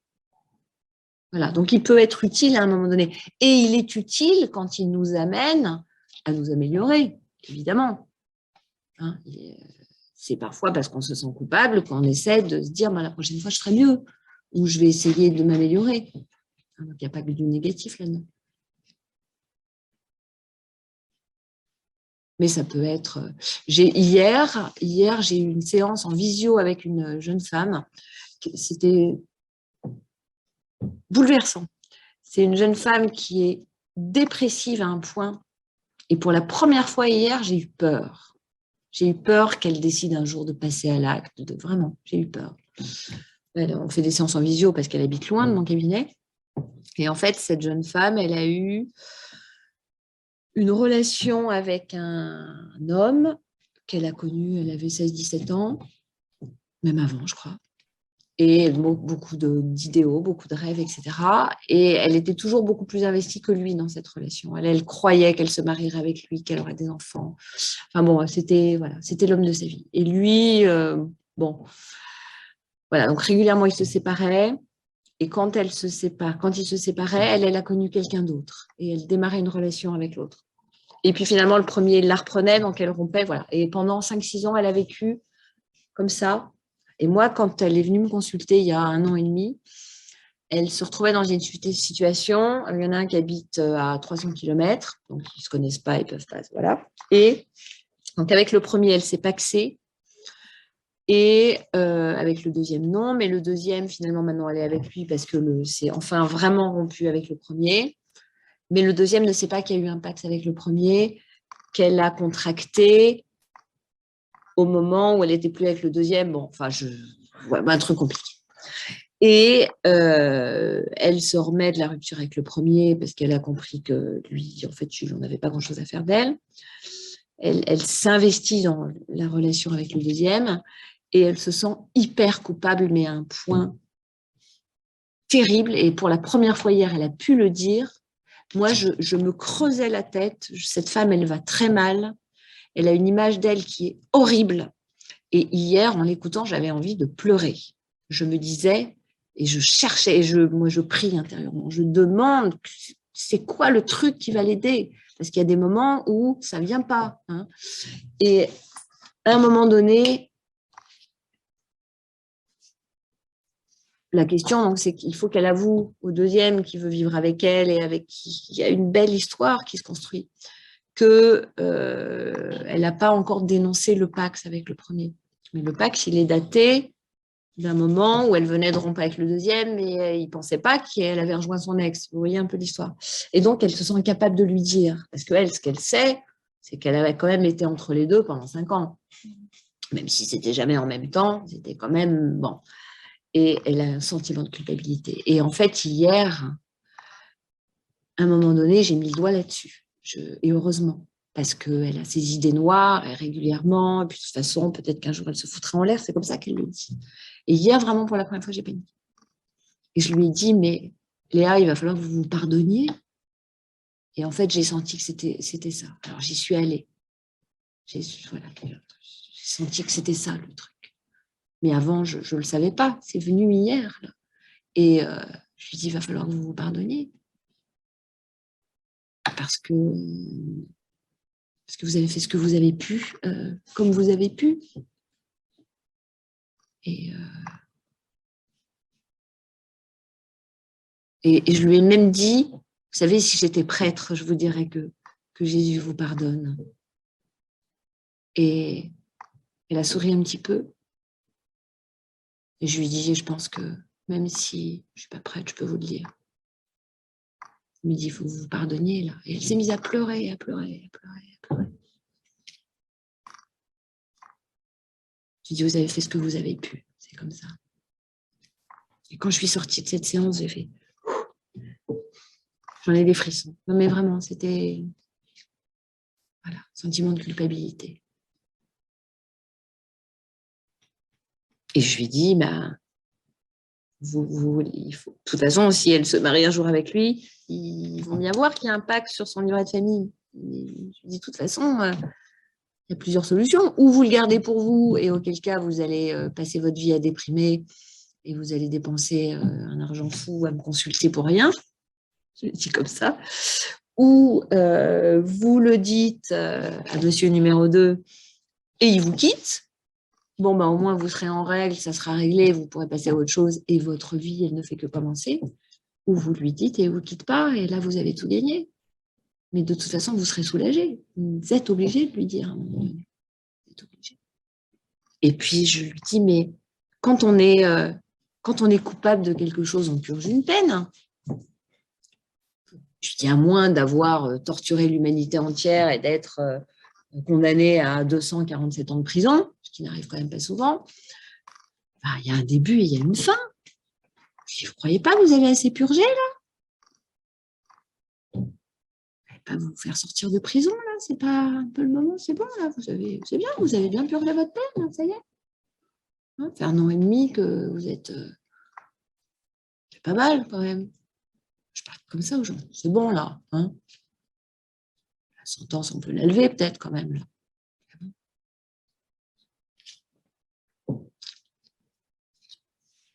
Sentiment de culpabilité. Et tout à l'heure, derrière certains sentiments de culpabilité, il y a un sentiment de puissance. Oui. Je crois qu'il y a un déni de sa fragilité et du coup l'impossibilité d'un deuil d'une image de soi. Oui. Qu'on ne peut pas perdre. C'est ça. Et donc, bah oui, que j'aurais pu, etc. Voilà, c'est ça.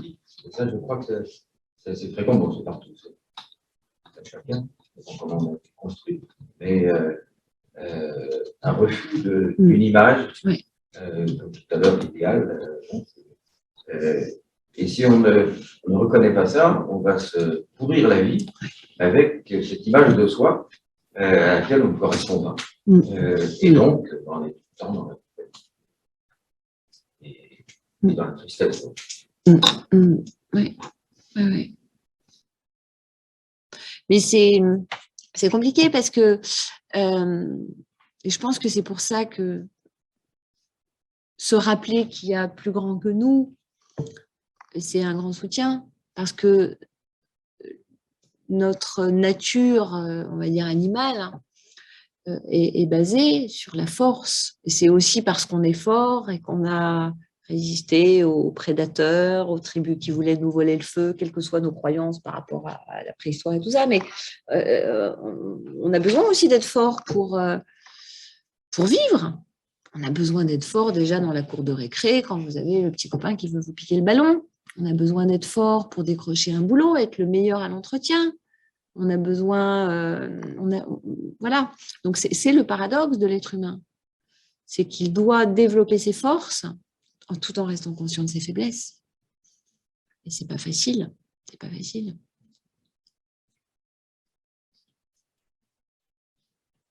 Pourquoi en cas de divorce, de viol ou de violence, c'est la victime qui a honte? Ah, pour les raisons qu'on vient d'évoquer essentiellement.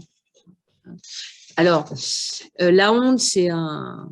Je vous recommande d'ailleurs un livre formidable qui s'appelle « Les sources de la honte » de Vincent de Coléjac. C'est un sociologue. Moi, j'ai lu beaucoup de livres sur la honte, dont celui de Cyrulnik, le spécialiste de la résilience, mais celui de Coléjac est vraiment très, très intéressant. La honte, elle vient... elle s'attache à notre identité, alors que la culpabilité s'attache plutôt à nos comportements. Je me sens coupable d'avoir fait tomber cette bouteille. Il s'agit d'un acte. Hein. Donc, on croit qu'on peut venir à bout du sentiment de culpabilité en changeant une parole, un acte, etc. La honte, elle parle de notre identité. Et donc de l'idéal. J'ai honte d'être ce que je suis et qui ne correspond pas à ce que j'imagine que je devrais être, ou ce que la société voudrait que je sois, ou ce que mes parents voudraient que je sois, ou ce que mon conjoint voudrait que je sois, etc. Et donc, c'est un poison, là. C'est un poison parce qu'en plus, par définition, comme on en a honte, on n'en parle pas. C'est terrible. Moi, à une époque, j'animais des groupes de thérapie et on faisait régulièrement un groupe sur le thème de la honte. C'était un truc, on avait carrément, on travaillait vraiment dans le symbolique, beaucoup, on amenait différentes poubelles, comme pour le recyclage. Et donc, il y avait la poubelle avec les déchets recyclables, le compost, les emballages. Et puis, il y avait la poubelle où on avait mis un truc comme les déchets nucléaires. C'était toutes les choses dont on avait honte et on ne pouvait même pas y toucher tellement. Donc, les gens écrivaient sur des bouts de papier, ils allaient mettre dans les poubelles, puis après, on recyclait, etc. C'était tellement... explosif, ou je ne sais même pas quel mot employer. La honte, ça vient... je pense qu'il y a des gens qui peuvent devenir psychotiques à cause de la honte, c'est-à-dire avoir leur personnalité qui explose. Hein, parce que quand on a honte de soi, on a honte de ce qu'on est. Donc le regard de l'autre n'est plus possible, se montrer n'est plus possible, se regarder n'est plus possible. Alors pour répondre à votre question, la personne qui a été violentée, elle a été abîmée, évidemment, dans l'image qu'elle a d'elle-même, mais elle a été abîmée dans sa psyché. Il y a eu ce qu'on appelle une dissociation traumatique. Alors, c'est quoi une dissociation traumatique? Je me brûle au 3e degré, c'est tellement insoutenable que mon système nerveux se déconnecte et je ne sens plus. Hein? Donc, la personne qui a vécu une violence insoutenable, elle se déconnecte. Vous entendez des fois des gens dire c'est comme si je volais au-dessus de mon corps, j'étais inerte, il y avait 4 types qui me violaient et moi, je ne sentais plus rien. Hein, ou quelle que soit la violence. D'accord ? Donc, il y a une dissociation. C'est comme si la conscience, on avait coupé le micro, hein, parce que c'est trop insoutenable. Donc, après, la personne, elle a perdu son sentiment d'identité parce qu'elle est déconnectée. C'est comme si son système nerveux avait été coupé un petit peu, en quelque sorte, vous voyez. Donc, elle n'a plus le sentiment de ce qu'elle est, son intégrité, déjà.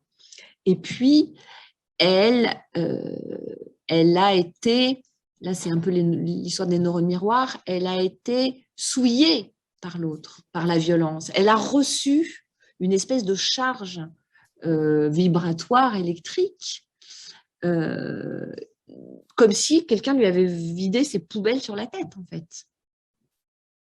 Donc, elle se voit maintenant comme une victime. Elle se voit comme quelqu'un qui a mérité de vivre ça. D'accord ? Et ça rejoint un peu la culpabilité, elle n'a pas pu en plus éviter ça. C'est les enfants qui ont honte de... Pardon ? Oui, par exemple. Parce que quelque chose leur dit, ils veulent trouver une solution là encore. C'est pas normal qu'on soit harcelé, qu'on soit méchant avec nous. Donc, il faut trouver un coupable.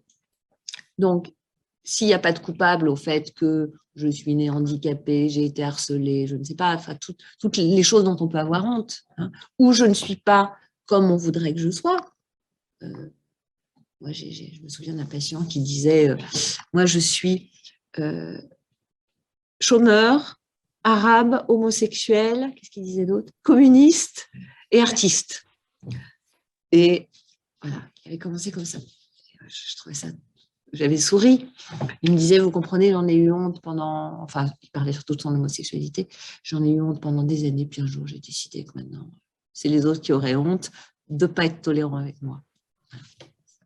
Donc, la honte, elle nous maintient dans le traumatisme, en fait. Un traumatisme et une violence, ça nous coupe un peu de nous-mêmes, ça nous coupe aussi en quelque sorte de l'humanité. Parce que si à un moment donné, je dis toujours je, hein, mais c'est tout le monde, hein, je vis quelque chose d'horrible qu'on m'a fait, ça, évidemment, ça va modifier le regard que j'ai sur l'être humain. Ça veut dire aussi que je fais partie d'une humanité qui est capable de faire des choses absolument abominables. Il en parle très bien, Boris Cyrulnik, de ça aussi. Donc, je ne me reconnais plus là-dedans. Hein, je croyais que le monde était gentil, et puis tout à coup... j'apprends qu'on peut tuer quelqu'un. J'appartiens à cette humanité-là. Je ne me reconnais pas.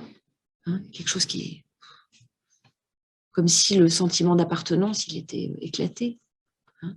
Alors la victime, elle a honte parce que si on lui a fait ça, c'est que quelque part, elle le mérite. C'est comme si elle avait été contaminée par la haine de l'autre, en fait. Et dans la violence, c'est ce qui se passe. C'est celui qui est violent, il va balancer sa violence sur l'autre. Et l'autre va être marqué par ça. Et c'est comme si c'est elle maintenant qui portait cette espèce de violence qu'elle retourne contre elle-même, en fait. Hein? Et c'est pour ça que la justice est très importante. La justice est très importante. Parce que la justice, elle permet de remettre la honte là où il faut.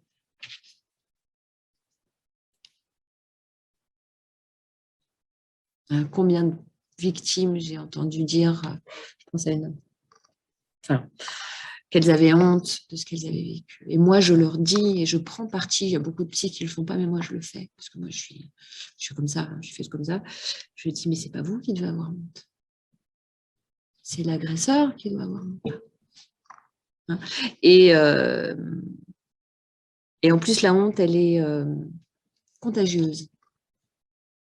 C'est un phénomène que je ne peux pas tellement expliquer, mais quand quelqu'un se met dans une position...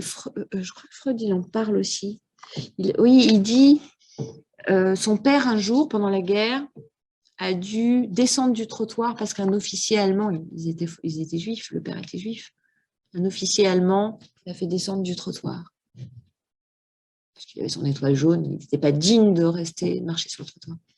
Et donc, l'enfant qui a vu ça, il en a gardé une honte pour son père, une honte pour lui, d'avoir assisté à ça. Comme si cette honte, elle avait été... Et beaucoup de gens, d'ailleurs, après la Deuxième Guerre mondiale, disaient que quand ils racontaient des horreurs qu'ils avaient vécues, justement pour essayer de sortir de la honte, parce qu'on sort de la honte en le disant, ils voyaient la honte dans les yeux de leur interlocuteur, donc au bout d'un moment, ils avaient arrêté. Alors après, moi, je pense que dans ces moments-là, on doit avoir honte de t'appartenir à la race humaine. Moi, c'est ce que je me dis. Après, chacun est peut-être différent, mais la victime, elle a honte aussi parce qu'elle a sa souffrance dont elle ne peut pas parler, parce que parfois, elle sait qu'elle ne va pas être crue aussi. Moi, j'ai eu un patient qui était extrêmement anxieux, qui m'a raconté qu'à 8 ans, il avait été violé par un type dans un bois. Et quand il ne savait pas ce que ça voulait dire, lui, il ne savait pas ce qu'on lui avait fait, il n'a rien vu. Il a juste eu peur de mourir, il a eu très mal. Et quand il est arrivé chez lui, qu'il a parlé à sa mère et qu'il a essayé de lui dire le quart, elle lui a dit arrête de dire n'importe quoi. Et pendant 35 ans, il a eu honte. Et un jour, il a lâché le truc. Il avait vécu pendant tout ce temps-là comme ça. C'est effroyable, c'est effroyable. C'est pas l'agressé qui doit avoir honte, c'est l'agresseur. Il y a, je ne sais plus, une femme, je ne sais plus comment elle s'appelle, j'ai vu ça il n'y a pas très longtemps, qui témoigne des courtes vidéos, qui dit qu'elle est la première femme à avoir refusé que ses violeurs aient un huis clos pour le procès. Elle voulait qu'on l'entende, elle voulait qu'on sache, elle voulait sortir de la honte. Elle ne voulait pas qu'il y ait un huis clos. Parce qu'elle disait que ce n'était pas à elle d'avoir honte. C'était à eux. Et qu'elle n'allait pas les protéger. Non, il fallait qu'ils soient exposés.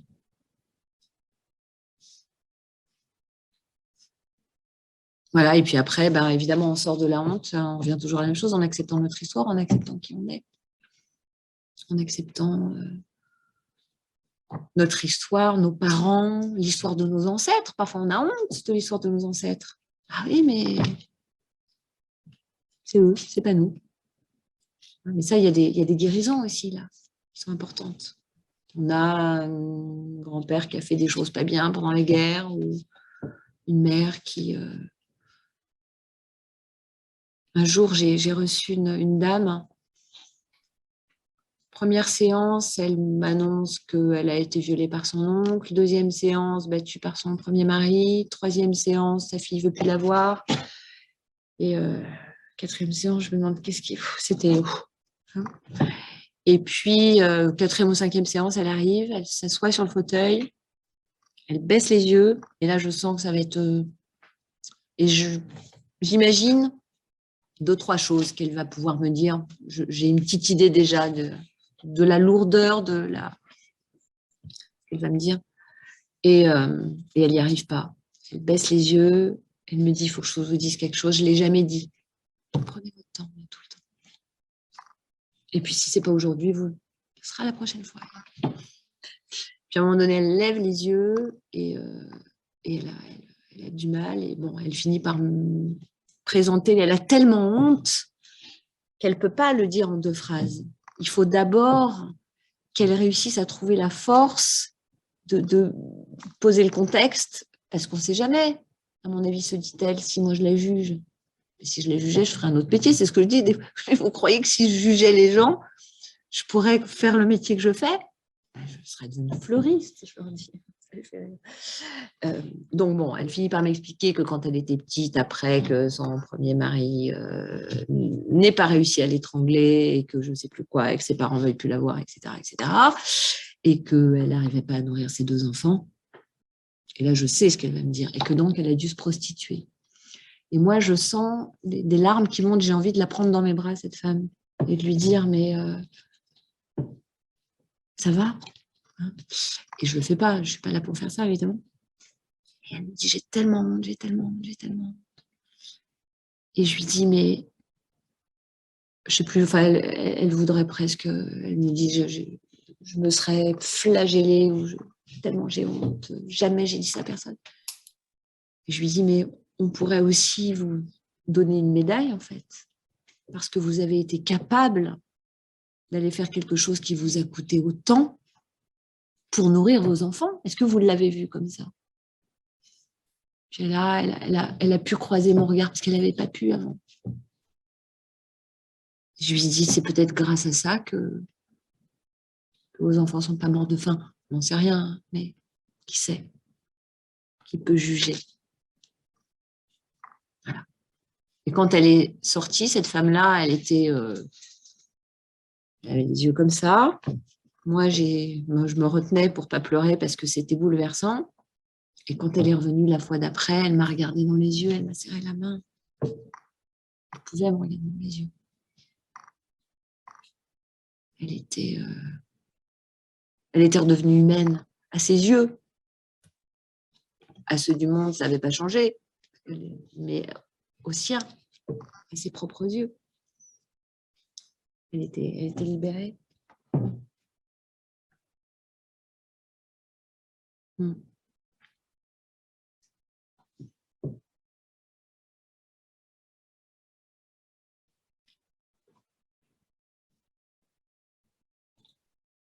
Et puis on trouve toujours des choses pour avoir honte. On a honte d'être trop petit, trop grand, trop maigre, trop blanc, trop noir, trop. Et puis à certains moments, c'est sûr que plus le monde est normé, plus il y a des. C'est compliqué de s'aimer, de s'accepter si on ne rentre pas dans le monde.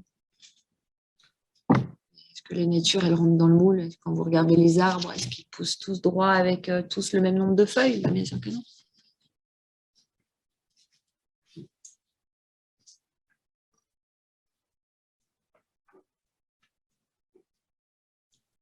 Bien, on arrive à peu près à la fin de l'heure prévue, mais on a encore du temps. S'il y a d'autres questions, on peut en prendre une autre dans la salle, si vous voulez.